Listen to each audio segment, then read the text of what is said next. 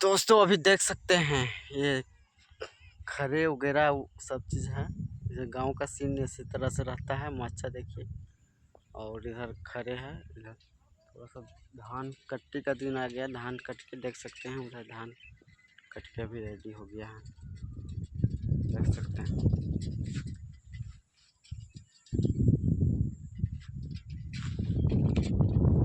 इधर खरे में धान कटाने के बाद इधर पूरा भर जाता है। पूरा धान धान ही धान का। छोटू कहाँ गया था? पढ़ता उठता है कि नहीं? खाली ऐसे मुंह डुलाने से कुछ होगा रे?